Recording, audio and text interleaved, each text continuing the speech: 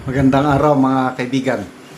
Pag-usapan natin ang Ombudsman Dream ni Secretary Boying Rimulya. Lalong napupurnada. Dalawang kasong na-file sa kanya ngayon, lalong hindi siya maklear.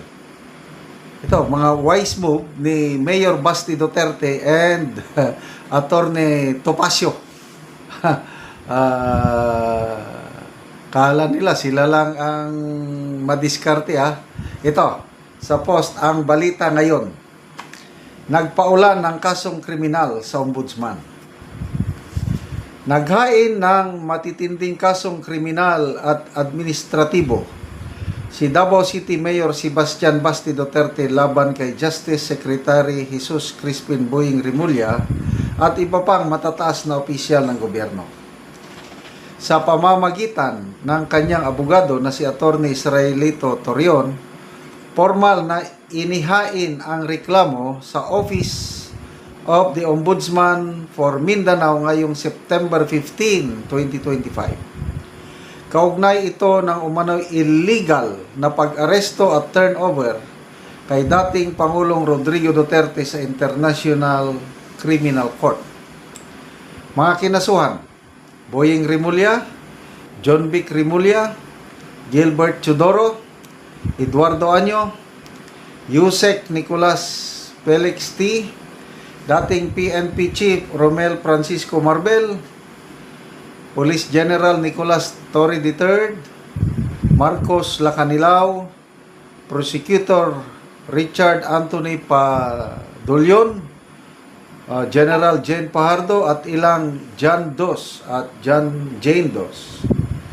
Mga kasong isinampa: kidnapping 8 counts, arbitrary detention 8 counts, qualified direct assault, usurpation of judicial functions, expulsion, serious dishonesty, grave misconduct, oppression at iba pang paglabag sa revised Penal Code at Anti-Graft Law.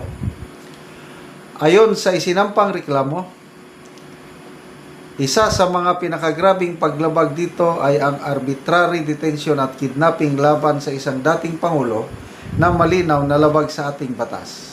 Yun po. At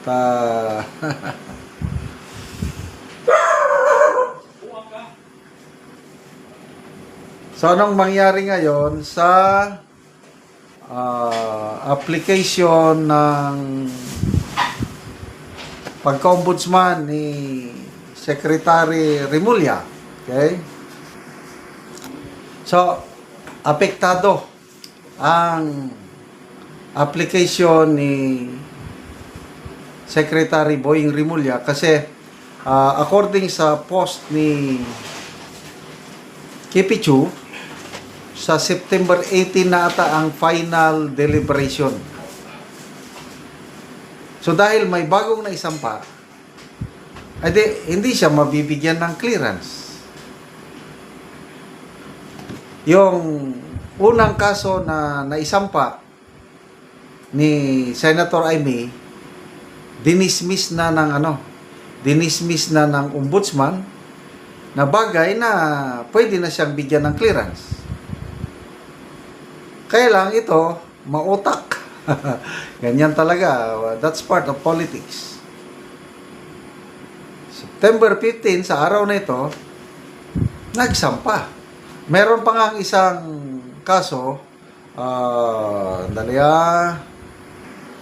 ito, si Attorney Topacio, nagsampa rin ng kaso laban kay Boying Rimulya. Ito, post pa rin ang balita ngayon. Attorney Topacio nagsampa rin ng kaso versus Boying Rimulya. Ikalawang kaso na naisampa ngayong araw laban kay Boying. So, ang unang nagsampa, Mayor Basti Duterte, sinigundahan ni Attorney Topacio. Ang kaso ata is parang illegal or arbitrary detention. Ang sinampahan ng kaso ay laban kay Secretary Boying Rimulya and NBI Director Jaime Santiago. Kaugnay ito sa pagkakulong ng kliyente ni Atty. Topacio, I think Cassandra Ong. So, yun po ang kaganapan. Sa ato pa, yung Ombudsman Dream ni Secretary Remulla, imbes na nagliliwanag na, kasi na-dismiss na yung isa, ay lalong nadagdagan, dalawa.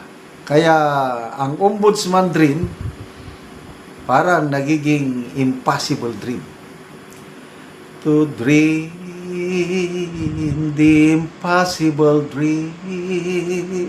Napakanta tuloy.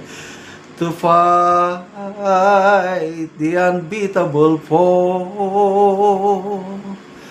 To be the unbearable sorrow. To reach where the brave dare not go. To ride the unwritable star. To fight, la la la la la. Hindi ko na kabisado yung lyrics. Impossible dream na. Anyway, sabi nga ni Kipicho, yung kanyang post na nabasa ko is, God is working in mysterious ways. Pero mo yan, ha? Na-dismiss yung nauna, merong ipinalit na dalawa. So, utakan lang. Mahihabol ba nilang ma-dismiss ang dalawang kaso na ito before September 18? Kasi September 18, yun na yung final deliberation.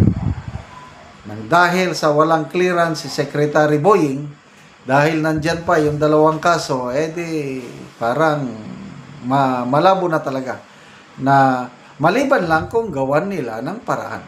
Kasi kasabihan, kung gusto, maraming paraan. Kung ayaw, maraming dahilan. So, 15 ngayon, 15, 16, 17, 18, 4 days. Kaya ba nilang i-dismiss yung dalawang kaso na yan? Parang imposible nga naman, ano. Kaya lang, kung i-dismiss nila, kaya nila. Bakit hindi? Kaya lang, ano ang mukha nila sa taong bayan? Talagang halatang-halata na lutong Macau. Okay, salamat mga kaibigan sa inyong pagsubaybay sa ating channel. Nakakatulong kayo ng malaki sa tribong talanding ng Bukidnon dahil ang sweldo natin sa channel na ito is pantulong natin sa tribo. Sa ngayon, namimigay tayo ng libreng yero at pako para naman itong tribo na kawawa, tumutulo ng mga bubong nila ay makapagpatayo sila ng mas maayos na tahanan. Panoorin niyo ang video na ito.